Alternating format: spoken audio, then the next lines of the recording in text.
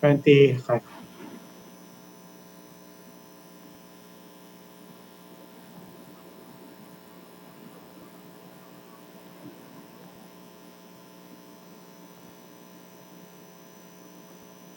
While scientists are racing to uncover the mysteries of coronavirus and hopefully produce a vaccine, the Philippines is looking into the curative aspects of virgin coconut oil in the treatment of patients with mild symptoms. The DOST is expanding its clinical trials on other therapies as there is yet no conclusive evidence representing to see any promising treatments against COVID-19. We discuss in this episode of the Chiefs.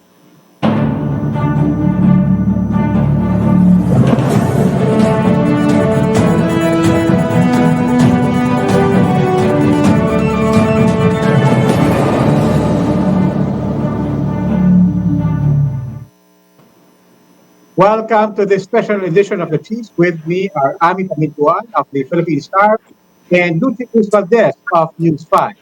Hello. Hi. Hi. Hello, good Happy evening. weekend. Happy Happy weekend. weekend, TGIF. Oo nga, Yeah. Pero sa Monday, SONA. So, maganda. trabaho. Yeah. Oo, Ami. Bawal na rally Oo, sa nabalik. Commonwealth. Oo, Ami, ang balita ngayon is binawi ng DILG Oo all nga. permits for a rally, any demonstration. Kahapon lang pinag-uusapan natin to. Oo nga eh. Hindi, papayagan daw sa UP. Inside campus lang, yan lang. Pero hindi mo rin maintindihan. Bakit pwede sa UP, Kaya pero nga. sa Commonwealth hindi? Bakit? Hindi Yung virus naman, yung virus walang pakialam kung saan ang location ng rally. Hindi, bawal yatang pumasok yung police, di ba, sa UP. Kaya pwedeng yung mga demonstrator. I know, but if the point is para hindi mag-spread yung Maganda, ano? Oo. Oo. Bakit sa UP okay lang? Hindi ko mag-gets yun. Baka dahil sa UP, okay lang. Okay lang na mahawa mga taga UP. Ang sama mo. Hindi, pero, Pwede mag-iwahiwa. pero may nabanggit kanina si General De Bolsinas, sabi niya they are iba raw yung sa UP because they can negotiate. I don't know the details, but he did say something about they can negotiate directly with the administrators of UP. And siguro dahil controlled yung environment, mas kaya nila i-control. But in any case, it still skirts the main question na just yesterday, even the mayor of Quezon City was saying, kaya naman natin gampanan to as long as everybody's observing the same things that they will ask of the people inside the campus, social distancing. But that's what I mean. That's what I mean. So why don't they just impose the same protocols, pero payagan nila sa Commonwealth, di ba? So, ako naman, naghahanap lang ako ng sagot. Ano nga bang sagot? Bakit Kasi daw magka-traffic sa Commonwealth. Kaya naman taon-taon na sinasabi. Wala namang bago dyan, di ba? Lalo na ngayon, wala namang pasok. Di ba? Ito ba? Di ba? Suspend. Alam mo, Lucy, marami namang sagot. Hindi ka lang matutuwa sa kahit anong sagot. Hindi naman. Reasonable naman ako. Sobra ka. I just want reasonable answers. No, but ang sinasabi ko lang is, I'm not saying you, I'm just saying that actually we can anticipate the answers that they will have. Diba? Taon-taon naman sinasabi yan.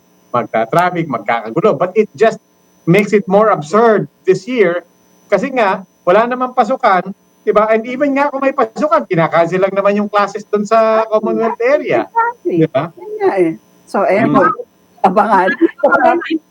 Dapat schedule ng graduation, di ba? Ayun, pwede na rin doon magprotesta. Di ba nakakatawa? Kasi wala na raw FEG, pero meron daw EFG. So, gumawa sila gagawin daw sila talaga online, na talagang, basta meron silang EFG burning. Abangan yan. And in the meantime, sa kabilang side naman ito, of course, yung preparations ng Malacanang for the for the SONA itself. May backup plan din sila. Apparently, magkakaroon ng same-day testing for everybody. They're only Yes. Yes, expecting yes, only 50 people, 25 yes. from the Senate, Ano, 25 from the yes. House, same-day testing. And kung may mag-positive, all bets are off. Baka sa Malacanang pa rin mag-SONA si President Duterte. Yes, Yan ang yes, sinabi ni Martin Andanar kanina. Oo nga. yes. Baka nga lumipat na lang ng Malacanang para wala nang problema, di ba? Total, Mm. konti lang naman ang tao eh. Kasyang-kasya sila dun sa hall. Pwede naman mag-virtual. Oo. Mm. Pwede naman sa virtual eh, di ba? Okay. Sige, anyway, eto, mas marami explanation to. We have our guest, pero it's not gonna be about the SONA. Hopefully, some good news para maiba naman yung mga usapan natin. We're talking Yes. science, we're talking research. We have with us DOST Secretary Fortunato de la Peña to talk to us about the latest findings and the latest research going on right here in the Philippines. Secretary de la Peña, Hi, welcome Seth. to the CHIEFS. Good evening, Secretary. Magandang gabi sa inyo lahat at sa ating mga taga-subaybay. Okay. Sir, kanina kakabasa ko lang sa the big story and for the past couple of days, that's what we've been talking about. All of these research going on about Lagundi on the one hand and also virgin coconut oil. Ano po ba talaga ang latest dito? Yung sa coconut oil naman, I think napag-usapan na natin yun, ongoing pa. Ang finally, yung sa PGH ay na-clear na lahat ng mga constraints na kanilang binanggit. Nung una, yung approval ng ethics board na natagalan. Pangalawa, nagkaroon sila ng changes sa protocol. At doon naman so finally, next week daw ay mag-uumpisa na sila kasi dadating na yung virgin coconut oil na susupply na libre ng ating Philippine Coconut Authority unbranded. Ngayon, yung sa Santa Rosa, yun yung para sa mild cases. Kasi sa PGH, yung trial dyan para sa moderate and severe cases. Pero dun sa Santa Rosa Community Hospital, ito yung mga mild cases. Ang problema lang doon, ang dalang ng dating ng pasyente. Ang ginawa namin, nakipag-usap na rin kami sa Medical City na may branch na ngayon sa Santa Rosa, kabubukas lang, at saka doon sa QualiMed Hospital na pwede na rin silang mag-join doon sa trials. Anyway, 90 yung target. Tayo ay nasa 24 pa lang yata or 25 patients ngayon. Nasa 25% pa lang. Although doon sa 25 na o 20, 24 or 25 ay halos kalahati na doon nakauwi na. Kasi sabi ko nga mga mild yan. So nag-improve na, naka-recover na. At pero kahit sila umuwi, yung kasing protocol, 28 days sila dapat mag-take ng BCO. So, hanggang sa makauwi sila, dinadalan pa sila ng meals na may BCO sa bahay. So, yun ang protocol. Yes. Kasi yung laboratory test nila, ang schedule ng kuha ay yung sa day 0, pagka sila ay inumpisahan na o uumpisahan na sa day 14 at saka sa day 28 para makita ko ano yung progress. At saka yung ating sample na 90, kalahati nun, bibigyan, kalahati hindi bibigyan. Kaya kung ikaw ay nag-volunteer, kung ikaw ay nag-volunteer o pumayag na maging subject, bukod sa kukunan ka ng laboratory test, kasi hindi po pwedeng mataas ang cholesterol at saka yung mga may mga liver problem. So, pagka ikaw ay pumasa naman sa screening, ang problema mo lang COVID, pero mataas ang cholesterol mo, hindi ka rin kasali. Pagka nag-qualify ka, ay magkakaroon pa ng randomization. Kung sa kuwan palabunot na yan. Kung ikaw ay nag-qualify, ay ira-random kung ikaw ay bibigyan o hindi. Okay, pero Secretary, linawin lang po natin, ano po ba yung hypothesis dito sa trial na to? Ano po ba exactly? Ang hypothesis ay may antiviral properties kasi dati na nagkaroon ng mga pag-aaral sa BCO, ganun din sa Lagundi, ganun din ang sitwasyon. Doon sa BCO, as early as the late 90s, si Dr. Conrado Dairit ng yung tatay nila former secretary, gumawa ng nag-clinical trial siya sa San Lazaro, pero ang kanyang sinubukan ng BCO yung mga HIV patients, maganda sana resulta, kaya lang konti ang nag-participate, ano. So parang 7 lang yata yung sumali. Tinuloy niya at maganda resulta. Kaya lang hindi mai-report na conclusive kasi nga napakaliit ng sample. Anyway, marami naman din tayo yung mga testimonials about BCO, pero hindi naman po pwedeng umasa lang tayo sa mga istorya. Kailangan meron tayong scientific study.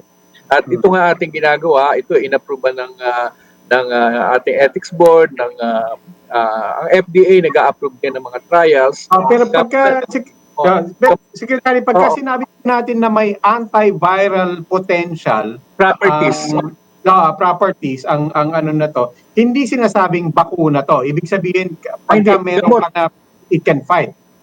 Gamot ito, oo. Iba yung therapy sa vaccine, ano. So ito yung therapy. At ito halimbawa, itong Lagundi na inaprubahan namin noong July 14, hopefully ito ay maumpisahan na ng August 1. Inihintay pa natin ang ating FDA approval. Approved na ng ethics board ng UP Manila, pero kailangan pa din ng approval ng FDA to ensure na yung methodology ay nagko-conform sa international standards for clinical trials. Ang Lagundi naman ay approved na yan na gamot para sa ubo. Ubo, yeah. At sa ailments. So, kaya ako, umiinom ako niyan. Actually, kahit na matanda na ako, syrup pa yung iniinom ko kasi masarap. Sarap sa throat. Yeah. Pero pagka pala siya ay susubukan mo for another ailment, kailangan pa uli ng FDA.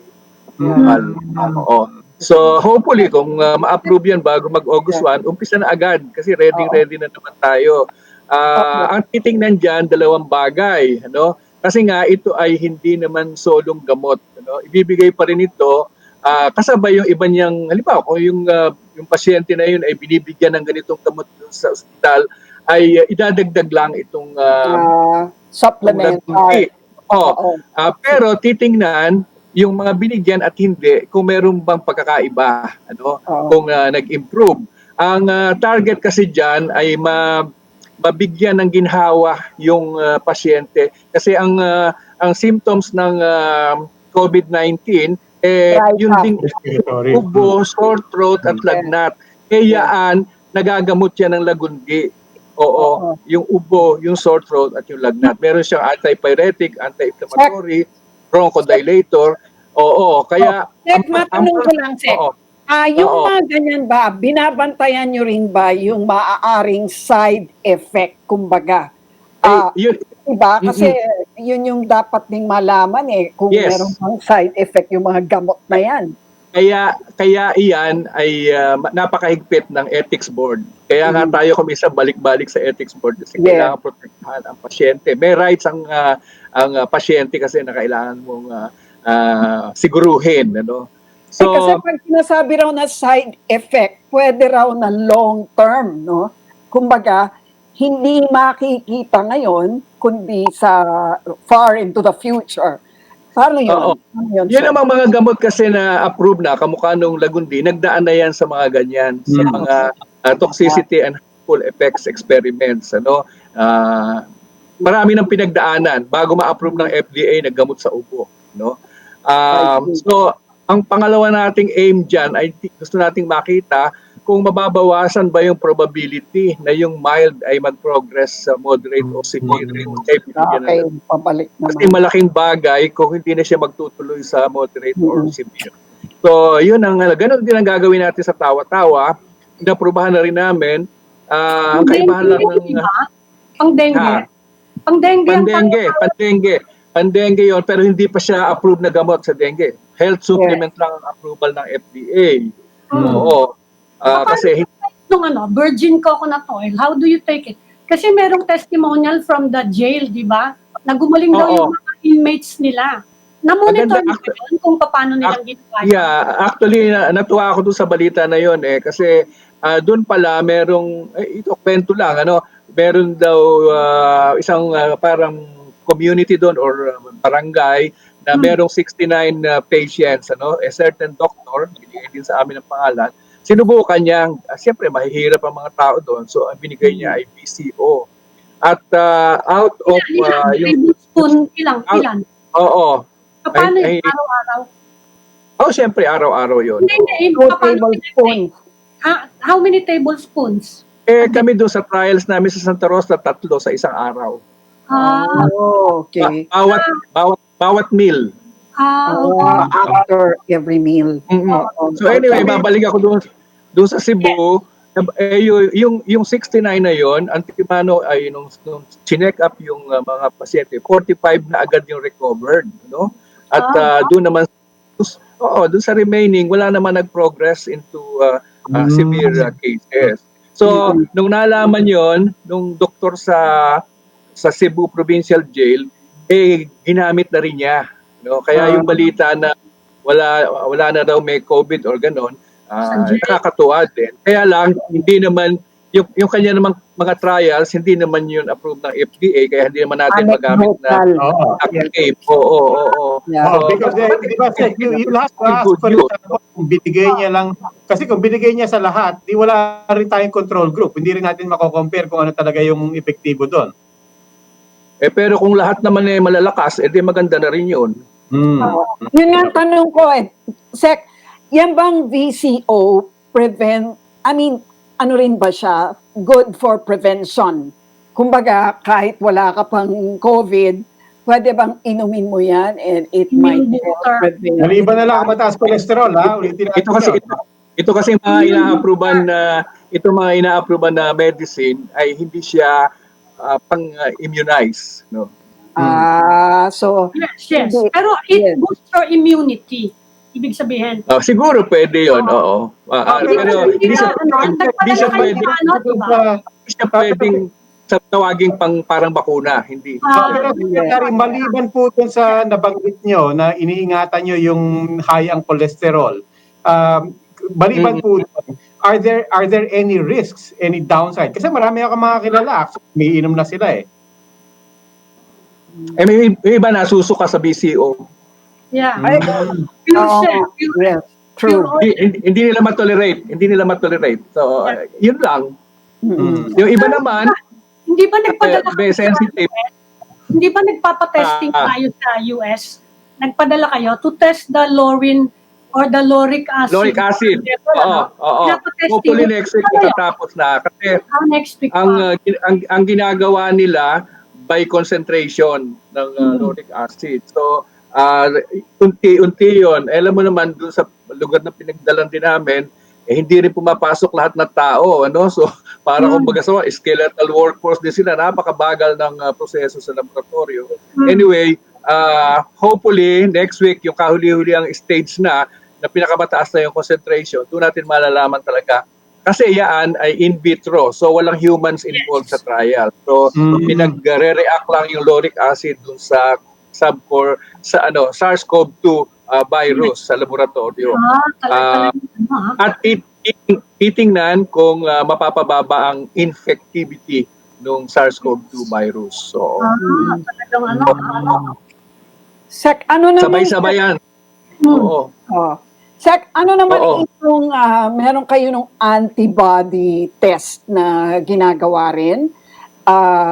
Meron kayong nilunsad recently na parang gusto nyo something to do with tawag namin yun ay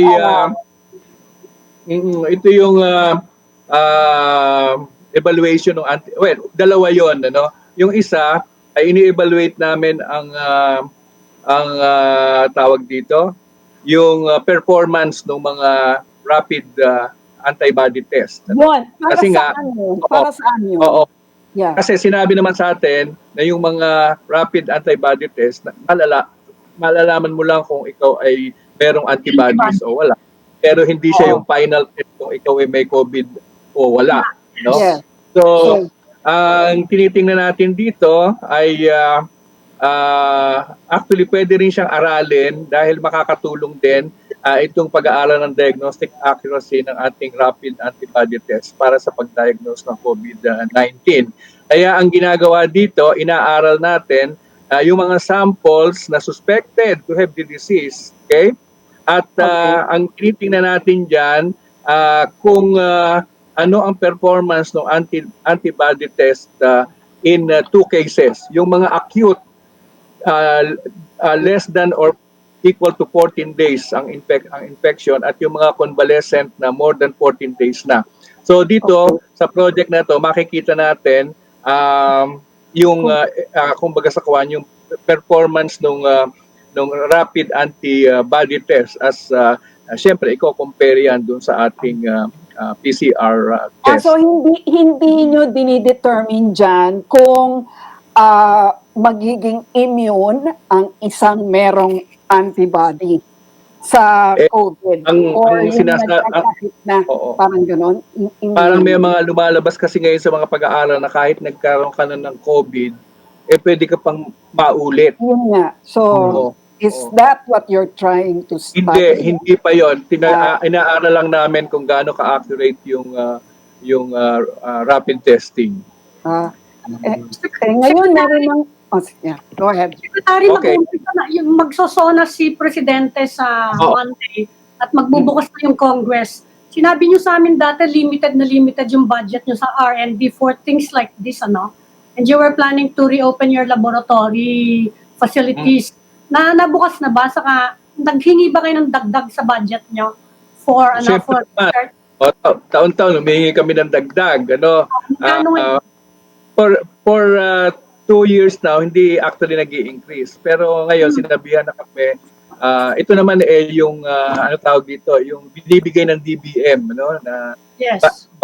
bago pa dalhin sa Kongreso. Kung ito na yung mga ceiling na binibigay ng DBM. So, meron naman kaming 2 billion increase this year. From 21, mga ilang percent na increase yun? Ilang increase? Siguro 10% siguro yun. From 21, magiging 23. Oo. Secretary, speaking of research, gusto ko lang din po kamustahin dahil nabanggit niyo na rin yung rapid test. In the early days of COVID, pinag-uusapan natin yung mga dinidevelop na testing kits dito sa Pilipinas. Kamusta na po yun? Napalaganap ba natin? How are they being deployed right now, the technologies that we've developed right here? Yan kasi nagdaan din sa problema dahil nung ready na to mass produce ay nagkaroon ng contamination yung imported probe from abroad. Hindi lang naman tayo na apektuhan, lahat na nag-import. So hindi lang yung health tech. Hindi tinuloy yun. So the manufacturer had to import from another country the new probes, and then umulit na naman sa validation. Dumaan na naman sa una ang validation sa Genome Center, the second time sa RITM. Pero lahat na yon doon pa din sa FDA yung balik. Mabilis naman ang FDA, kaya lang yung validation process medyo, siyempre, isa-isahin mo yun matagal din talaga.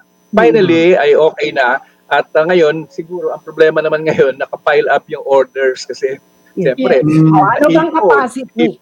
Anong capacity? Parang ang sabi nila noon, they can produce 8,000 tests a day. That's not bad. Pero sir, bottom line, sir, it is already proving its worth and value and efficacy in the real world. I mean, we were all very excited about how is it performing relative to other technologies. Well, pagka naman pinasa ng FDA yun, ibig sabihin sa standards nila ay okay. So, hindi ko kasi alam yung performance ng ibang technology. So, ang alam ko lang, maganda yung performance ng ating local test. Siguro, to inspire you, ay meron ng, proposal to have licensing abroad, na gustong meron. Sure. Of course, hindi naman natin, dalawa yung nagre-regulate doon, more on the other countries' regulation kung papayag silang mag-import ng technology. Yes. But that is a good sign. Yes. Ang pinag-uusapan nga ngayon yung free testing, no? Do you think that with free testing? Yung free testing, yeah. Do you think that with health tech coming up with this locally manufactured tests, pwede kayang maging accessible yan or affordable to more Filipinos? If not free, no? At least yung sobrang babang presyo na Lucy, ang problema kasi, karamihan din naman ng components na ginagamit, imported pa rin. So, yung mga very basic kamukha ng probes na yon ay ini-import pa rin natin. So it's really the price abroad that no, pero at least yung processing cost dito, yung Correct. labor cost Mas dito mas mura na. mababa. So Yes. mababa siya kung tutuusin than the imported. Unless Right. merong mag-supply from abroad na sobrang mura. Of course, hindi naman natin alam kung paano nila ginawang masyadong maging mura yon. Pero mura na yung sa atin. Kaya lang, kung sa ordinaryong mamamayan, paano ka pa? Sabihin mo ng 2,000, kung ikaw naman isang kahig, isang tuka lang, saan ka kukuha ng 2,000? Oo. Right.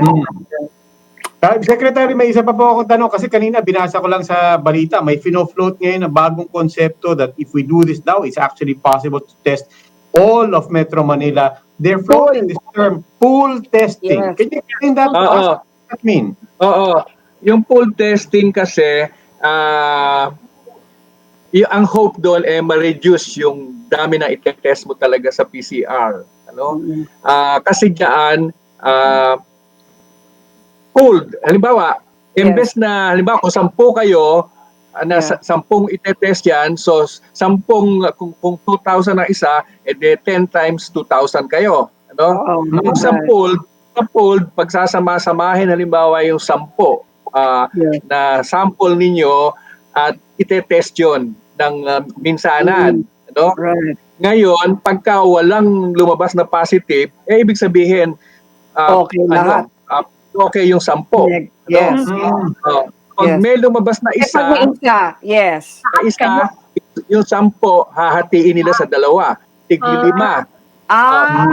Para mas nila yung matipid. 2, 5, kung alin doon ang may lumabas, yun na lang ang iisa-isahin. I see. Kahit pa paano, Smart. may matipid. It's in the processing of the Madali sample. ipaliwanag yun kaysa doon sa mga iba yung tanong. Pag pinoprocess yung sample, hindi yung sabay-sabay kayong tinesting, hindi yung isang testing para sa inyong lahat. You all give your samples and then it's the pool is in the processing. In the processing. Okay nga yun, ha? That might be. Saka mas Malaking tipid. Tayong 3, magpa-pool test. Oo nga. Anim na lang, lalakad na. Anim na lang, lalakad. Wag naman sana full testing. Swab na ako, negative ako. Full testing. Okay. Siguro lastly na lang, gusto ko ibalita na inaprubahan na yung ating pagsaset aside ng a certain amount para doon sa pagsali natin doon sa WH, doon sa may tinatawag COVAX facility. Pagkakaalam ko dito, ito yung mga sasama sa World Solidarity Trials, ano? Yes. At may requirement sila na mag-commit ka din. Kung ikaw isasali, kailangan seryoso ka. So magko-commit ka, ang nire-require nila, mag-commit ka na bibili ka ng numbers equivalent to 3% of your population. So may ganun deal. Sa Pilipinas, kung 100 milyon tayo, kailangan set aside ka na ng pondo for 3 million. Ang estimate, halimbawa, hula lang namin ay halimbawa 500 per vaccine. So 500 pesos times 3 million, it's 1.5 billion. So nagpaalam na kami na mag-set aside na tayo ng 1.5 billion para tayo makasali doon. Yes. Okay. So, Secretary, so quickly, are we hoping, are we expecting that the President will announce our commitment to that? Sa SONA? Hindi ko mahulaan. Basta we give the information. Sige. Okay, Secretary Fortunato de la Peña of the Department of Science and Technology, maraming salamat po. Salamat, sir. Thank you. Thank you din. Good night. Thank you. Happy weekend. Sa inyo rin po. And we just need to take a break. Please stay right there. The Chiefs will be right back.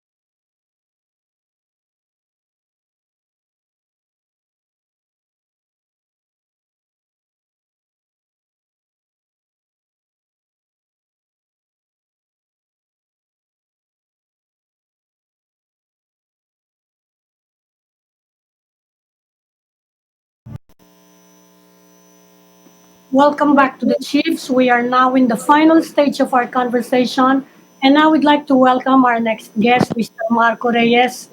He's the president of the Virgin Coconut Oil Producers and Traders Association of the Philippines. Good evening po, Mr. Reyes. Hello, good Good evening evening. Thank you, po. Ami, Lucy, and Robbie. Thank you for having me in your show.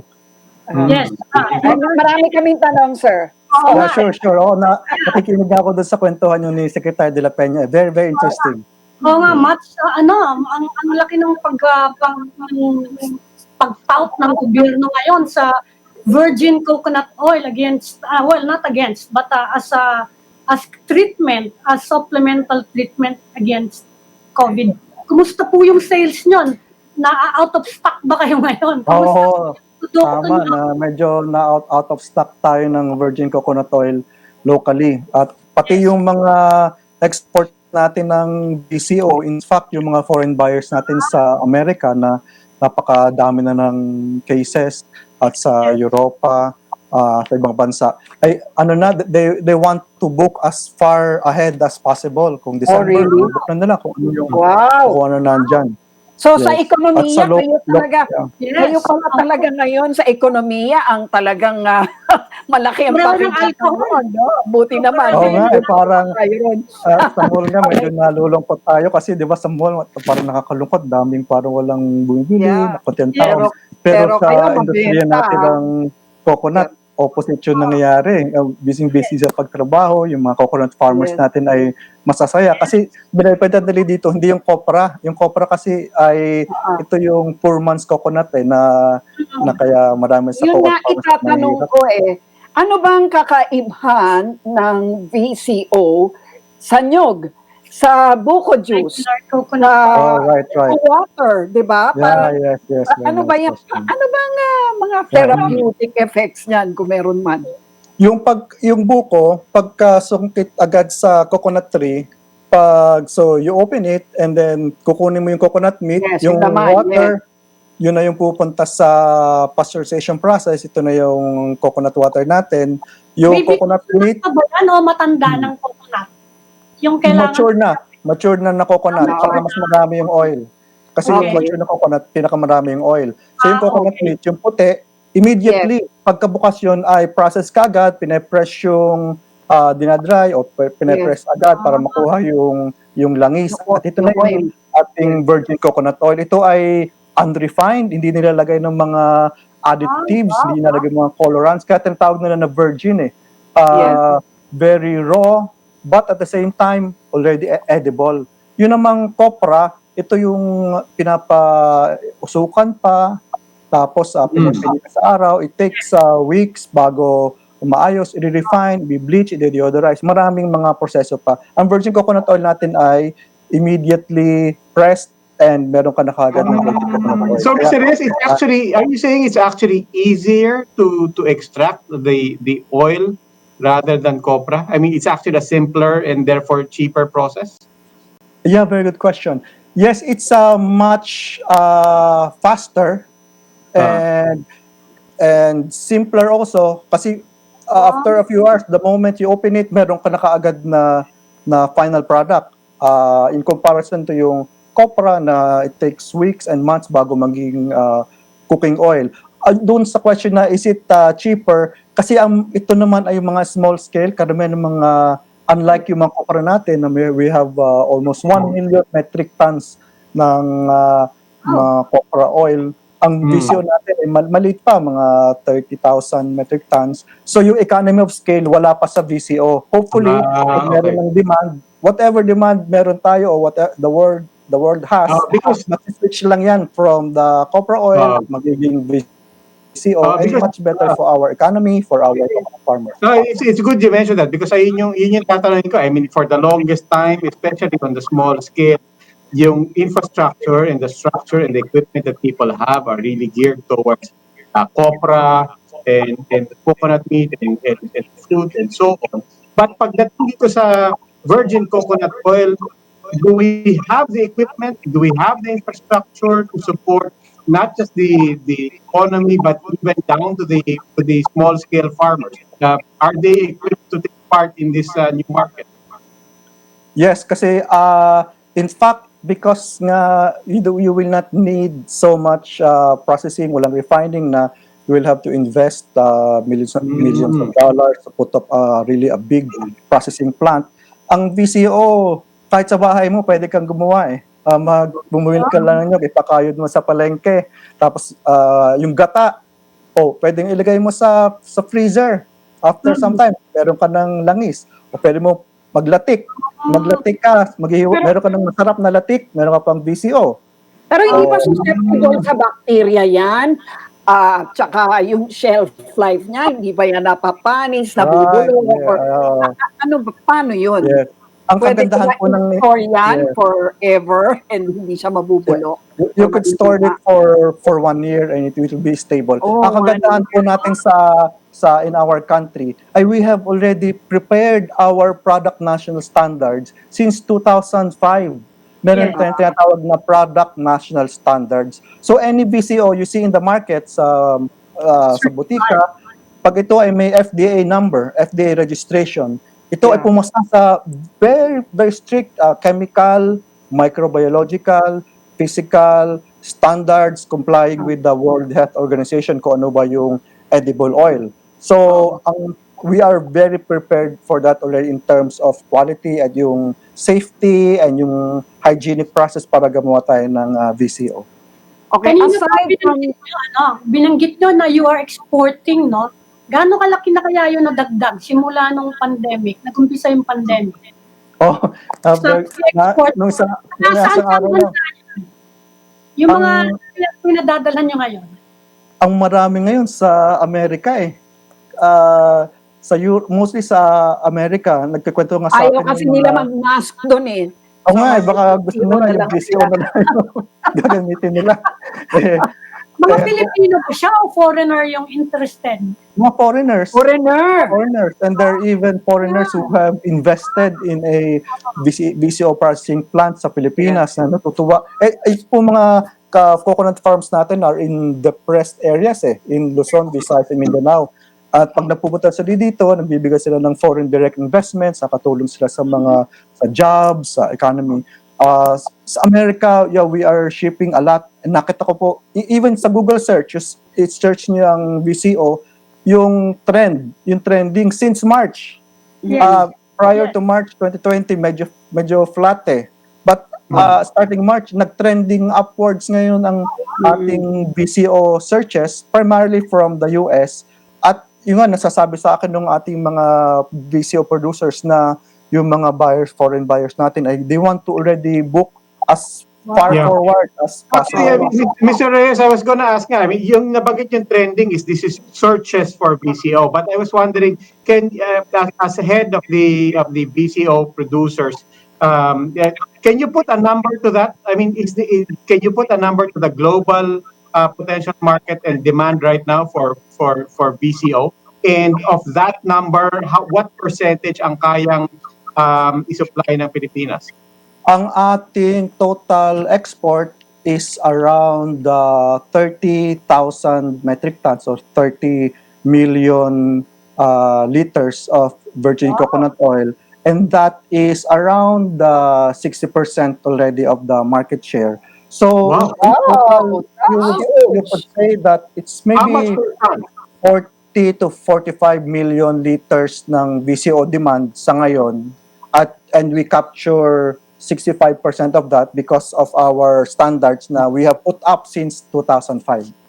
How much per liter? Sino mga kalaban natin?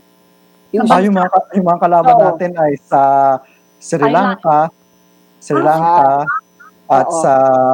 Ang maganda kasi, ang pinakamalaking producers na kalaban natin ay India at Indonesia. Pero sa kanila sa India, yung coconut is like a religious symbol. When they go to the temple, they bring a coconut, they break it. So the local demand of coconut in India is so much. Kaya hindi sila masyadong naka-export. So hindi siya ganun. They have around more than 300 million population. Sa ginagamit nila sa curry. So the world is actually expecting and looking forward to the Philippines to supply yung demand ngayon for VCO. Pero hindi siya mura, hindi siya mura. I mean, Yes, right, right. I was gonna ask, doon po sa binanggit nyo na, X thousands liters and so on, magkano po per liter or per ton? Kung magkano ano man yung unit price, how much does that come to? Ngayon, ang export price ngayon is around 4,300 per metric ton.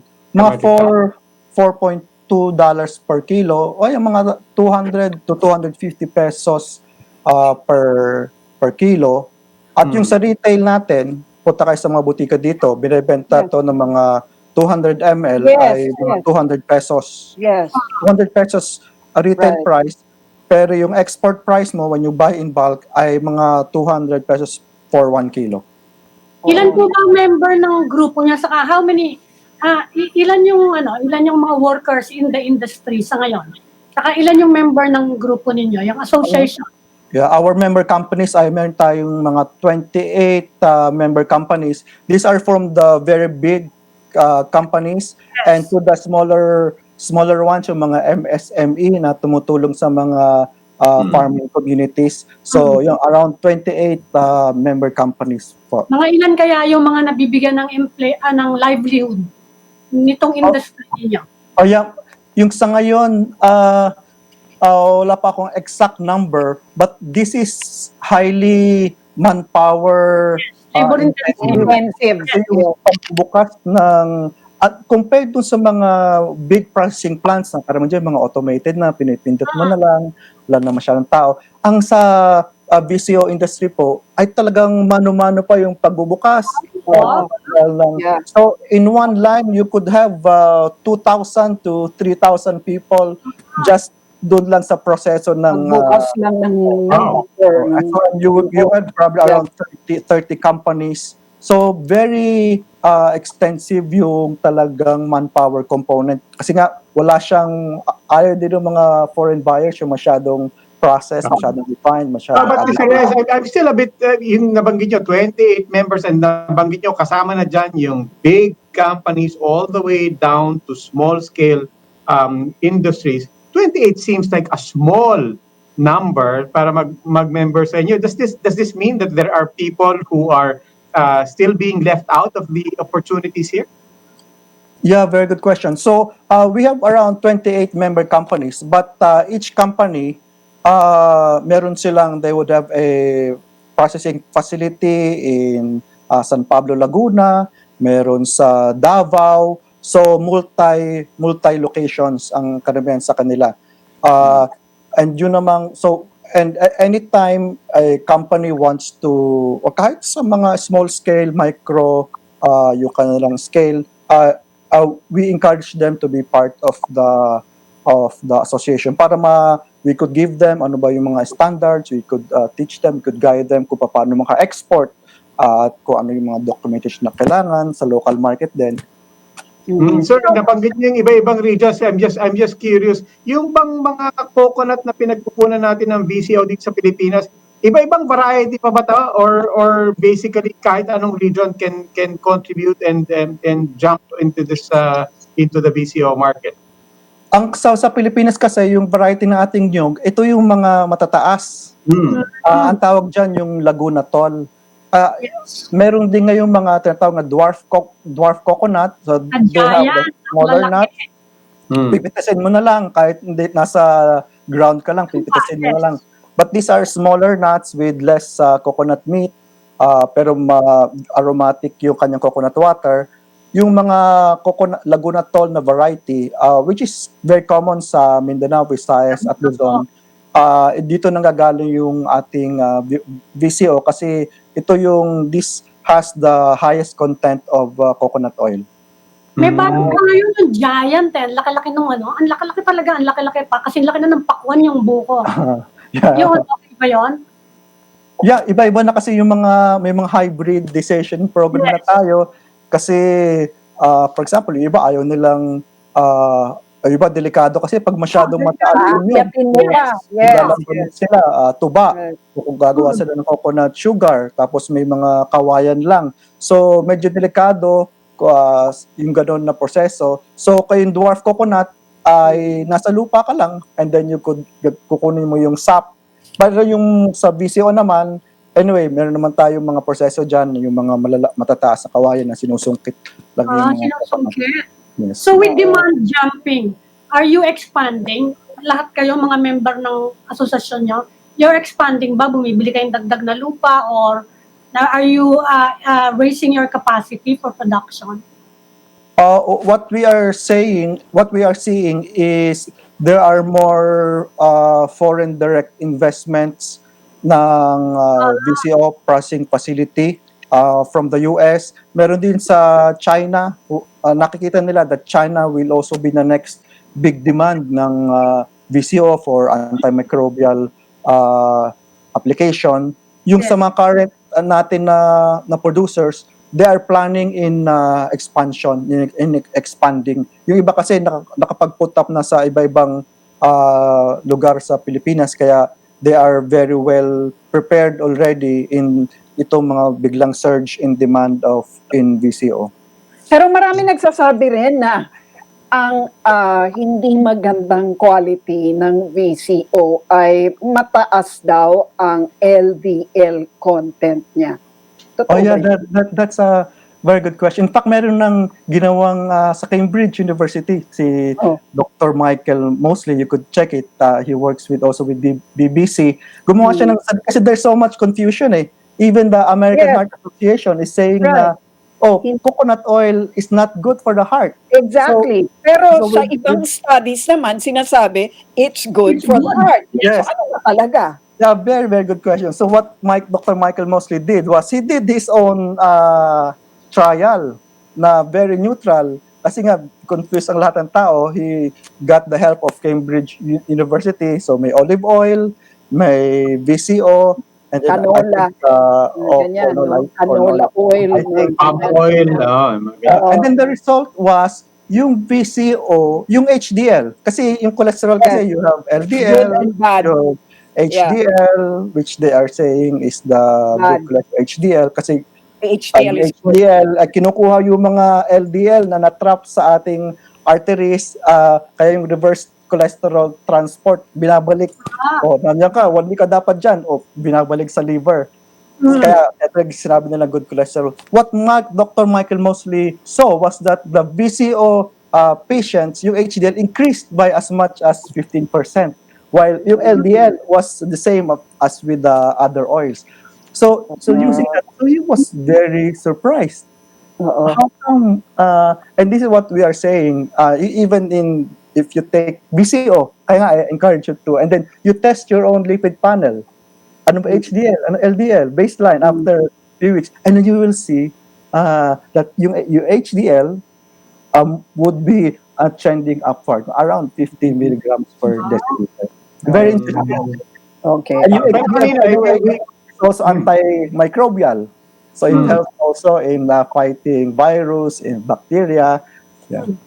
But it might be still worth mentioning, kanina guest natin si Secretary de la Peña ng DOST, and he was saying as far as experiments with and testing of BCO here in the Philippines, ang isang criterion nila is kailangan hindi mataas ang cholesterol mo. And kung mataas ang cholesterol mo, is hindi puwera ka dito sa testing na to. So they're being very cautious on that point as well. Yeah, yung cholesterol kasi is subjective. You could have high cholesterol, but if your triglycerides are low, if your fasting blood sugar is low, yung cholesterol mo as tinatawag na pattern A cholesterol, these are the big LDL particles, now which is protective. But if your cholesterol is high, pero yung fasting blood sugar mo is almost diabetic ka na, yung triglycerides mo is more than 150 milligrams per DL. Yung cholesterol mo, ito ngayon yung the bad type, which contributes to yung pagbaba yung atherosclerosis. So what's happening with the VCO, especially when your insulin is not high, pag na-maintain mo yung blood sugar, is tumataas. Yung lipid profile improves because of the increase in the HDL. Talagang pinag-aralan niya ng gusto yung yung compound composition ng Yes. VCO. Oo. And then we see it sa mga pasyente, we see it sa mga Yes. tao. Kasi now we have more doctors. It's not like anecdotal na sabi lang ng lola at lola natin. We have a lot of doctors sa Cebu, doctors sa Yes. Santa Rosa, sa UPPG. Pero Mr. Reyes, marami raw nasusuka pagka nag-VPCO. Yeah, oo, sa una tablespoons kasi. spoonfuls eh. Sila. Medyo, Hindi kasi tayo sanay talaga eh. Kahit ako, Yeah. hindi ko talagang mag-oily-oily na yung mouth natin. Kaya I strongly suggest, ihalo na lang sa pagkain. So anyway, we take it naman during meal. So bakit na lang magluto tayo ng ginataang tilapia? Oh, masasarap pa kung ihalo na lang natin doon yung... Okay na, Mr. Reyes, we're almost out of time, but again, gusto ko lang balikan yung nyo. Tumataas ang demand for VCO, tumataas din ang interest dito for its properties. Hopefully, ma-confirm kung meron talagang makakatulong talaga to sa COVID. But if there are people out there, sabi niyo, mas madaling pumasok dito. And so, if there are people out there who are interested to know about this, can they approach your organization and try to figure out how they can invest in this and help out in promoting VCOs? Yes, please. Our website is vcophilippines.com. So we highly encourage you to get in touch with us, be a member of our association. At you will also learn also from the combined experience of all the other companies, big and small, and we will come together. Baka you could supply to the big ones. So there is a lot of collaboration and synergy if you become a member of the VCO Association. okay, mag-VCO na kami. Negosyo. Yan po si Ginoong Marco Reyes ng VCO Producers ng Pilipinas. Maraming salamat po for joining us. Okay, thank you. Okay. And Now, guys, before we end the program, remember, coconut is not enough. Dinami-dami na tinuro sa'yo ni Marco Reyes. Yan lang ang natandaan mo. Okay. Okay. Plug ka na. Now, before we end the program, we would like to invite you to watch our comprehensive all-day coverage of Monday Sona with President Duterte. That's on Monday, July 27, dito po sa One News and One PH. All-day coverage po of the Sona. And I'd also like to take this chance to invite everyone to watch The Story of Our Islands, A Natural History of the Philippines. This takes a look at how the Philippine archipelago came to be. Here's a sneak peek. Ganda. Hosted by Robbie Alampay. Oh, I was fortunate.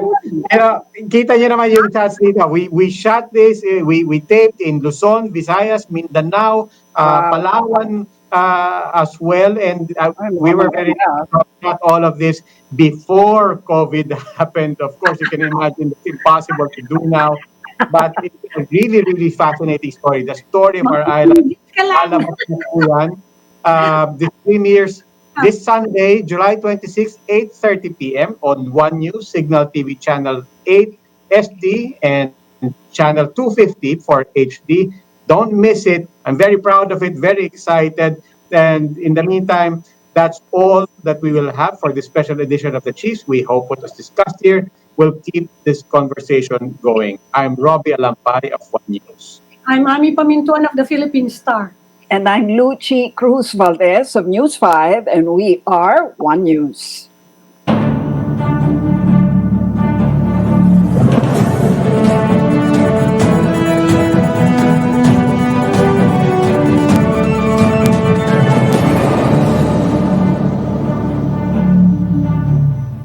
Pakitawag na yung